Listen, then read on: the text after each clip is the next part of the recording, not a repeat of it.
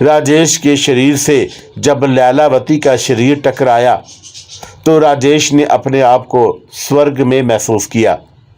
उसने लैलावती को बड़ी मजबूती से अपनी बाहों में भर लिया।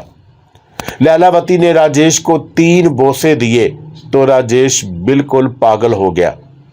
वो इतना मस्तूर हो गया कि उसकी समझ में ना आई कि वो कहाँ है और क्या कर रहा है। लैलावती ने 4था बोसा राजेश को और फिर अपना मुंह आहिस्ता आहिस्ता उसकी शह रग की तरफ बढ़ाने लगी। राजेश को लैलावती की बिगड़ती हुई शक्ल नहीं दिखाई दे रही थी। लैलावती ने जब अपना मुंह खोला तो 2 नोकीले और लंबे दांत खुद ब खुद ही बाहर आ गए। लैलावती ने राजेश की गर्दन पर अपनी गिरफ्त मजबूत करके एकदम अपने नोकीले और खौफनाक दांत उसकी शह रग में गाड़ दिए और चप्पड़ चप्पड़ की तेज आवाज के साथ राजेश का गरम गरम खून अपने मैदे में उतारने लगी। अस्सलामु अलैकुम दोस्तों, पेशे खिदमत है आज की हॉरर स्टोरी हवेली का खंडर एपिसोड नंबर 9। पिंडत जी, काफ़ी देर से एक बात समझने की कोशिश कर रहा हूँ पर बात समझ में नहीं आ रही। कौन सी बात? यही कि आपने राजकुमारी सुंदरमती के विवाह का क्यों पूछा था। कहीं आप ये तो नहीं समझ रहे कि ये खून राजकुमारी सुंदरमती कर रही है? पहले यही समझा था परंतु अब नहीं। पिंडत जी, अगर ये खून राजकुमारी सुंदरमती ही कर रही है तब भी मुझे ये समझ में नहीं बात आई कि इससे राजकुमारी के विवाह का क्या ताल्लुक है।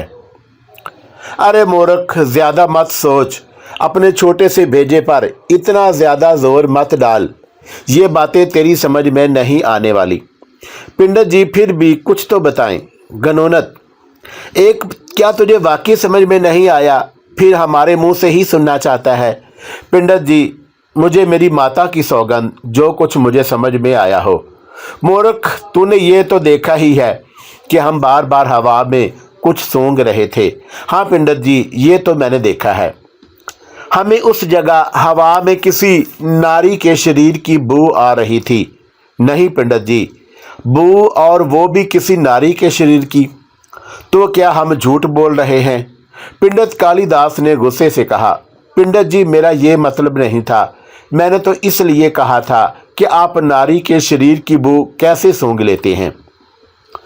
मेरे ख्याल में तुझसे बात करना भाड़ में झोंकने के बराबर है। अरे नाराज मत होइए पिंडत जी, मुझे आपकी बात समझ आ रही है। गनोनत ने पिंडत कालिदास के आगे हाथ जोड़ते हुए कहा। अब अगर तू बीच में बोला तो फिर हम तुझे कुछ नहीं बताने वाले। नहीं बोलूँगा पिंडत जी, बिल्कुल नहीं बोलूँगा। आप अपनी बात जारी रखिए। तो हम कह रहे थे कि हमें उन घरों में किसी नारी के शरीर की बू आ रही थी। बेरवी के घर में जब हमने हवा में किसी नारी के शरीर की बू महसूस की तो हमें शक पड़ा कि भेरवी वाले कमरे में आखिरी समय 2 नारियां थी। फिर हमने तुलसीदास से भेरवी की साड़ी लेकर सूंघा तो हमारा शक यकीन में बदल गया, क्योंकि उस साड़ी में 2 नारियों के शरीरों की बू आ रही थी। एक नारी के शरीर की बू बहुत तेज थी जबकि दूसरी के शरीर की बू बिल्कुल ना होने के बराबर थी। परंतु हमें फिर भी महसूस वो हो गई। हमने कोनत लगाया कि भेरवी की साड़ी से जो तेज बू आ रही है वो तो केवल उसी नारी के शरीर की हो सकती है जिसने वो साड़ी पहनी हुई थी। अब इतना तो तुझे भी मालूम होगा कि वो साड़ी किसने पहनी हुई थी। ये सी कौन सी मुश्किल बात है। साफ जाहिर है कि जब साड़ी ही भेरवी की थी तो उसने ही पहनी हुई होगी। इसका मतलब है कि तेरी बुद्धि भी कुछ काम करती है। पिंडत जी, आप तो मुझे ख्वाही मूर्ख समझ रहे हैं, वरना मेरी बुद्धि सबसे ज़्यादा काम करती है। ऐसे ही तो नहीं मैं खोजी बन बैठा।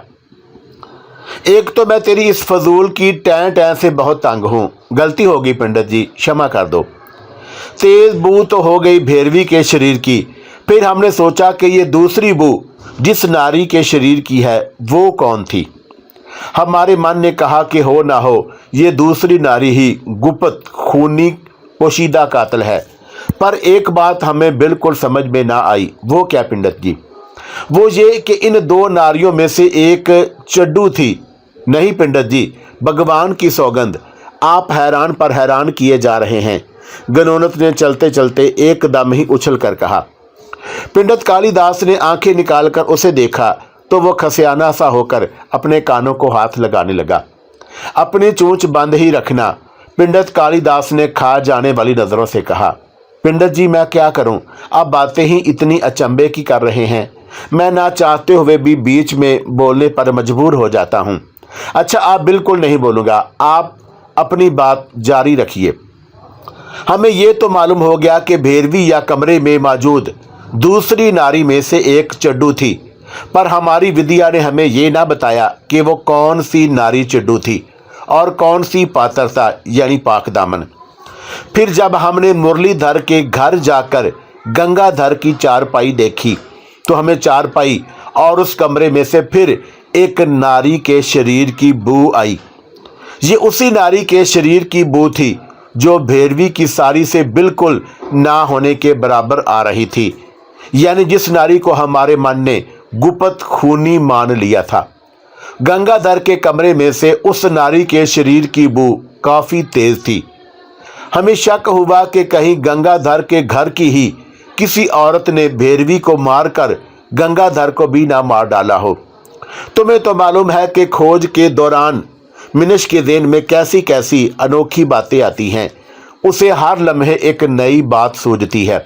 हाँ पंडित जी मैं सब जानता हूँ, क्योंकि मैं खुद एक खोजी हूँ। आप अपनी बात जारी रखिए। हमें यह ख्याल इसलिए आया कि अगर गंगाधर और भेरवी का आपस में याराना हो तो हो सकता है कि बीच में कोई ऐसी नारी भी हो जो गंगाधर से प्रेम करती हो और गंगाधर और भेरवी के प्रेम से जलकर उसने दोनों का खून कर डाला हो। इसीलिए मैंने मुरलीधर से घर के तमाम नारियों की कुर्तियां मंगवा ली। कुर्तियों को सूंघने के बाद हमें यह पता चला कि इन कुर्तियों को पहनने वाली किसी भी नारी के शरीर की बू इस कमरे में से आने वाली बू से नहीं मिलती, जिसकी वजह से हम ये बात सोचने पर मजबूर हो गए कि यह सारा काम किसी बाहर की ही नारी का है। गंगाधर के कुर्ते और धोती को सूंघकर हमें यह मालूम हुआ कि आखिरी समय उस नारी ने जिसके शरीर की बू भेरवी के साड़ी से आ रही थी उसने गंगाधर से छनाला करवाया है, क्योंकि गंगाधर के कमरे से भेरवी के शरीर की बू नहीं आ रही थी। इसलिए हम तुरंत ही समझ गए कि भेरवी चड्डू यानी जनाकार नहीं थी। चड्डू केवल और केवल वही नारी है जिसके शरीर की बू गंगाधर की धोती और कुर्ते से आ रही थी।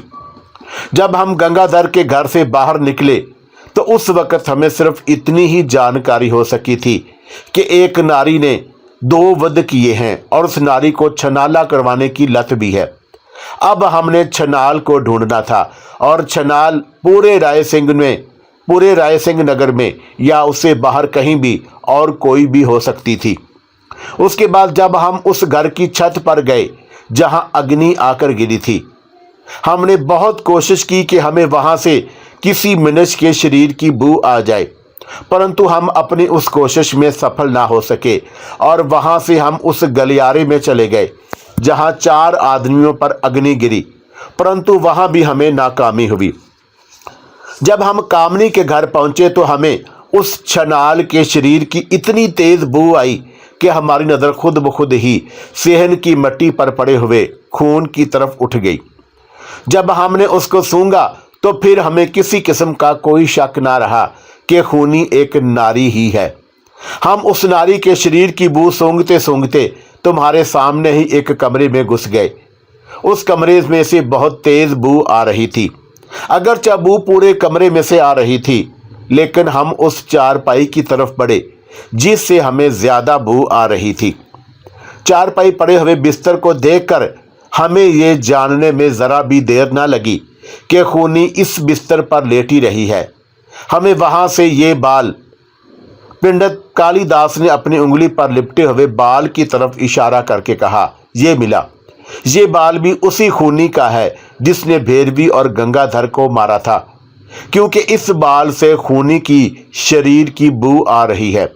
अब हमें ये मालूम करना था कि ये बाल किस नारी का है। ये बात तुमने हमें बता दी कि पूरे राय सिंह नगर में ऐसी कोई नारी नहीं है जिसके इतने लंबे बाल हों।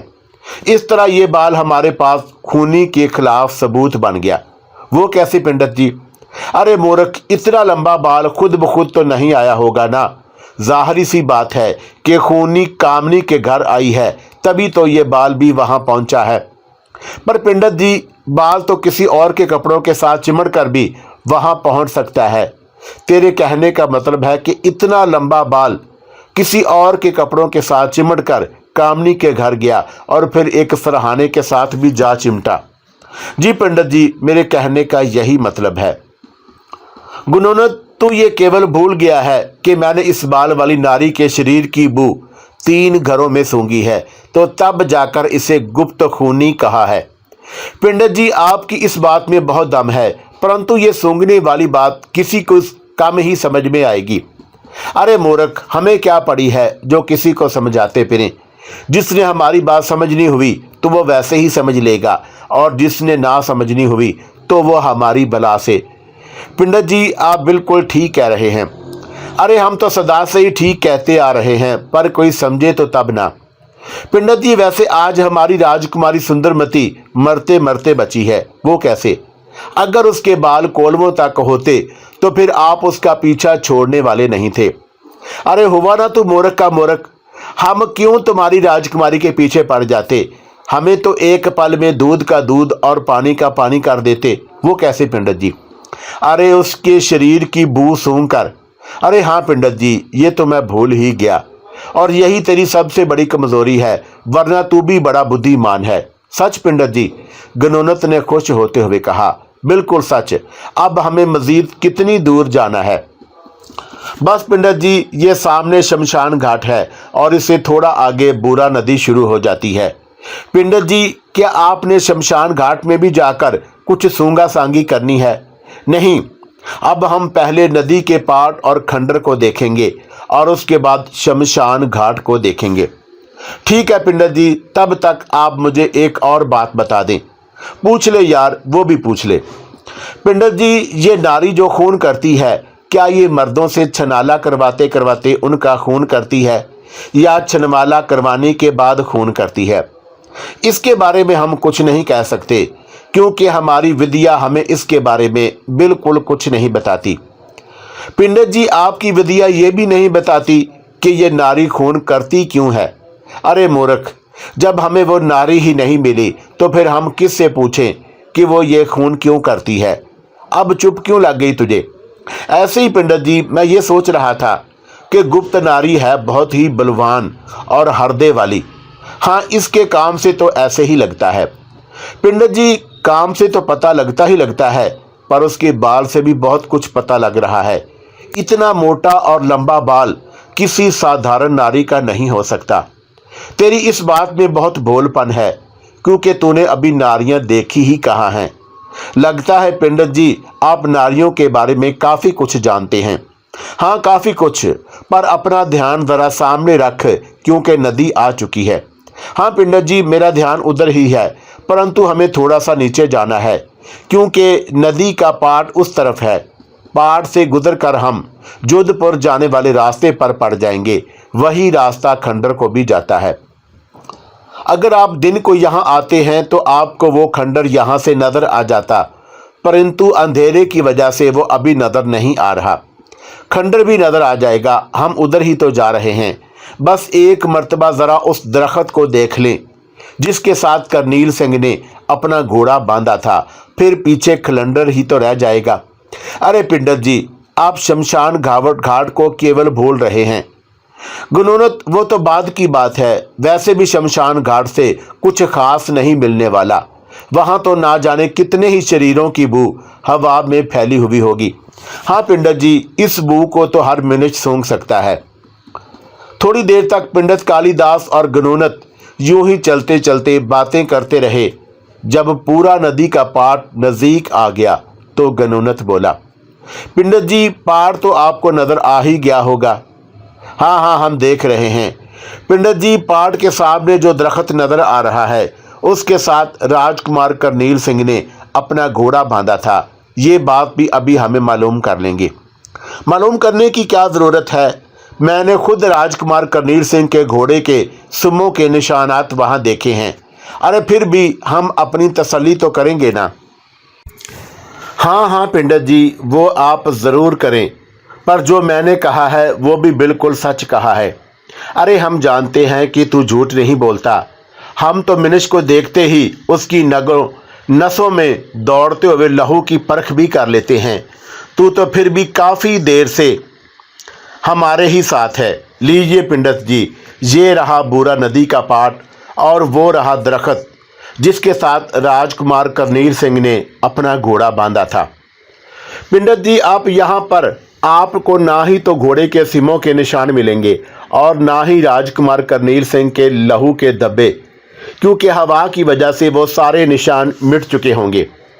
हमने क्या लेना देना उन निशानात से, हमने तो बस दरख्त और पाट को ही देखना है। अब अगर तू वापस जाना चाहता है तो बेशक वापस चला जा, खंडर तक अब हम खुद ही चले जाएंगे। नहीं पिंडत जी, मैं आपके साथ ही रहूँगा, फिर लालटेन भी केवल एक ही है। अरे लालटेन भी तू अपने साथ ही ले जा, अब हमें लालटेन की भी कोई इतनी खास ज़रूरत नहीं है। फिर भी पिंडत जी, मैं आपके साथ ही वापस जाऊंगा। अरे सीधी तरह क्यों नहीं कहता कि अकेले जाने में तेरी हवा निकलती है।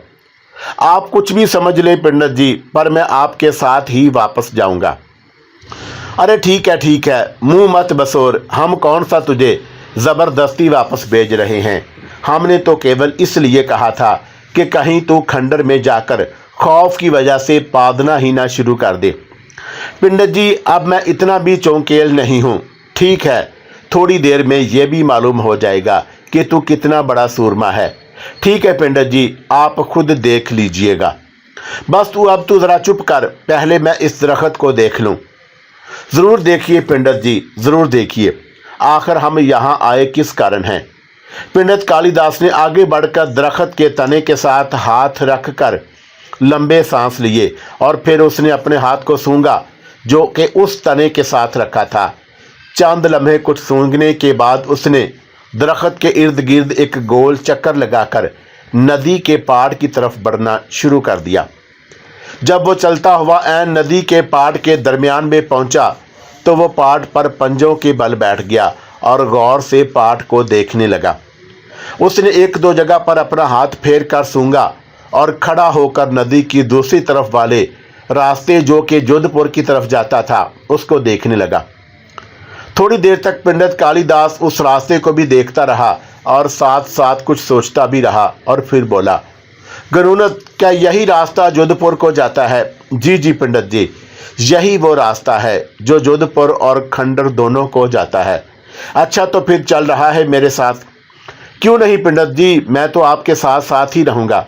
फिर सोच ले, आगे खतरा भी हो सकता है। पंडित जी, जब आप मेरे साथ हैं तो फिर मुझे क्या खतरा हो सकता है? ठीक है, फिर चल मेरे साथ। चलिए पंडित जी।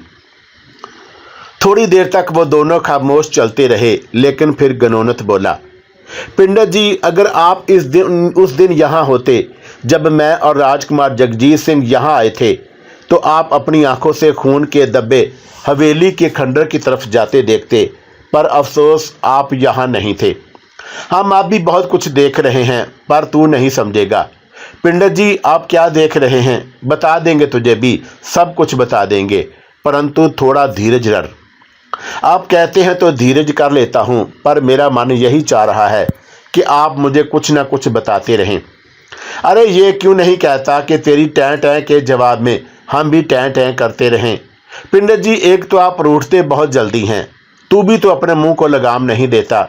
ये लो पंडित जी, दे दी मैंने अपने मुंह को लगाम। गनोनत ने अपने होंठों पर उंगली रखते हुए कहा। जब से गनोनत ने अपने होंठों पर उंगली रखी थी तब से वो कुछ नहीं बोला था। गनोनत के एक हाथ में लालटेन पकड़ी हुई थी जबकि दूसरे हाथ में चादर और सरहाने का गिलाफ जो कि पंडित कालिदास के कहने पर कामनी के घर से अपने साथ ले लिया था। चलने की वजह से लालटेन की रोशनी उन दोनों के कदमों में आगे पीछे तवाफ करती हुई दिखाई दे रही थी। गनोनत तो खामोशी से चल रहा था, लेकिन पंडित कालिदास शायद मुंह ही मुंह में कुछ पढ़ रहा था, क्योंकि उसके होंठ मुसलसल हिल रहे थे। पंडित कालिदास के इन्हीं होंठों की हरकत की वजह से शायद गनोनत ने भी चुप साध ली थी, नहीं तो वो इतनी देर तक खामोश रहने वाला नहीं था। यूं ही खामोश चलते चलते जब वो दोनों उस जगह पहुंच गए जहां से एक रास्ता खंडर की तरफ मुड़ता था, जबकि दूसरा रास्ता जोधपुर की तरफ जाता था, तो पंडित कालिदास खुद ब खुद ही खंडर वाले रास्ते पर मुड़कर खड़ा हो गया। वो तेज तेज हवा में कुछ सूंघने की कोशिश कर रहा था। पंडित जी, क्या आपको खूनी के शरीर की बू आ रही है? हाँ हाँ बिल्कुल, चलो आगे चलो। जी जी पंडित जी, क्यों नहीं, आप तो खुद यहाँ रुक गए थे। दोनों एक मर्तबा फिर आगे बढ़ने लगे। पुरानी हवेली, गिरी हुई दीवारें और मलबे के ढेर रात गए इस सन्नाटे में बहुत खौफनाक दिखाई दे रहे थे। अगरचे गनोनत को इस खंडर में आते हुए डर लगता था, लेकिन पंडित कालिदास की संगत में अब वो यहाँ आ चुका था। गनोनत हजारों बार खंडर के करीब से गुजरा था, लेकिन खंडर में आज वो दूसरी बार आया था। पहली बार वो जगजीत सिंह के साथ राजकुमार करनेल सिंह के खून के धब्बों का पीछा करते हुए दोपहर के वक्त इस खंडर में आया था। गनोनत के लिए यह खंडर तो नया नहीं था, अलबत्ता रात को उसकी टूटी हुई दीवारों के सायों का मंजर उसके लिए जरूर नया था। टूटी हुई दीवारों के साए ऐसा खौफनाक मंजर पेश कर रहे थे जिसे देखते ही अकेला आदमी उल्टे कदमों वापस भाग जाता। गनोनत तो सामने वाला मंजर देख रहा था, लेकिन पंडित कालिदास कुछ और ही देख रहा था। वह जो आगे बढ़ रहा था, उसके चेहरे की रंगत बदलती जा रही थी। शायद उसकी काली विद्या ने उसे कोई ऐसी बात बता दी थी जिसने पंडित कालिदास के चेहरे की रंगत बदल दी थी। अभी वो हवेली के खंडर के उस हिस्से से काफी दूर थे जिस हिस्से में हवेली के कमरे कुछ सलामत हालत में मौजूद थे कि एकदम पंडित कालिदास ने गनोनत को बाजू से पकड़कर आगे बढ़ने से रोक दिया। गनोनत, जो अपने दाएं बाएं देख रहा था, एकदम डर के मारे रुक गया। एक पल के लिए तो उसे कुछ समझ ना आया, लेकिन जब उसकी नजर सामने पड़ी जिधर पंडित कालिदास देख रहा था, तो उसके मुंह से चीख निकलते निकलते रह गई, क्योंकि हवेली के सलामत हिस्से में से एक बहुत बड़ा साया निकलता हुआ उनकी तरफ बढ़ रहा था। साया इतना बड़ा था कि उस पर एक थंब का गुमान होता था। पंडित कालिदास गनोनत को अपने साथ लेता हुआ फौरन वापस मुड़ गया। उसकी रफ्तार इंतहाई तेज थी। डर की वजह से गनोनत के चेहरे की रंगत तो फीकी पड़ी हुई थी, लेकिन पंडित कालिदास भी कुछ कम डरा हुआ नहीं था। उसके चेहरे और आंखों से पता चलता था कि उसने कोई बहुत ही खतरनाक चीज देख ली।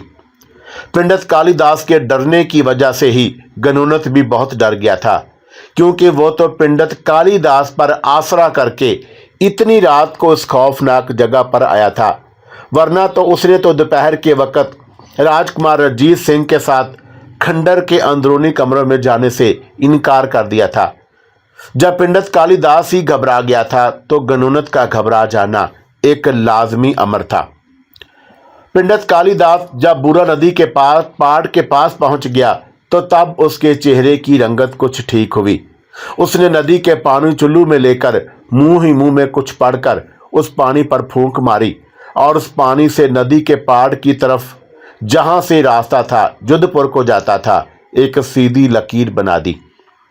पानी की लकीर बनाने के बाद पंडित कालिदास गनोनत के साथ राय सिंह नगर की तरफ जाने लगा। जब वो दोनों चलते हुए वापस शमशान घाट के पास पहुंचे, तो गनोनत बोला, पंडित जी, हवेली के खंडर में वो थंब जितनी परछाई किसकी थी? अरे पंडित जी, आपको कुछ बोलते क्यों नहीं हैं? क्या वो पलीद आत्मा थी? कुछ तो बोलिए पंडित जी, भगवान के लिए कुछ तो बोलिए। अरे क्या बोलूं, जान बच गई क्या ये कम है? अरे मूर्ख, बाल बाल बच गए हम दोनों, बाल बाल। कुछ समझ में आई बात? पंडित जी, इतनी बड़ी परछाई आखिर थी किसकी? एक नारी की थी, और किसकी थी? पंडित कालिदास ने गुस्से से कहा। हे भगवान, इतनी बड़ी नारी, गनूनत ने थोक निगलते हुए कहा। अरे मूर्ख, नारी इतनी बड़ी नहीं थी, बल्कि उसकी परछाई बड़ी थी। तो क्या आपने नारी को देखा था? मैं भी तो तेरे साथ ही खड़ा था, पर मुझे वो कैसे नजर आ गई? फिर आप मुझे ये क्यों कह रहे हैं कि नारी की परछाई बड़ी थी? अब तुझसे कौन बक बक करे, जरा अपनी परछाई को तो देख। पिंडर जी, ये तो बहुत बड़ी है। उस नारी की परछाई भी इसी तरह बड़ी होगी ना? अरे हाँ पिंडर जी, ये तो मैंने सोचा ही नहीं था। पर पिंडर जी, आप वहां से वापस क्यों चल दिए? जो कुछ हम सोच कर गए थे, वो नारी उससे बहुत बढ़कर निकली। क्या वो बहुत बलवान थी? हाँ, और हम तैयारी में नहीं थे। इसका मतलब ये हुआ कि पिंडर जी, अब आप तैयारी करके जाओगे तो और क्या? तैयारी के बगैर वहां जाना तो जीवन से हाथ धोने के बराबर होगा। पिंडर जी, क्या वो हमारी तरफ आ रही थी? कुछ नहीं कहा जा सकता।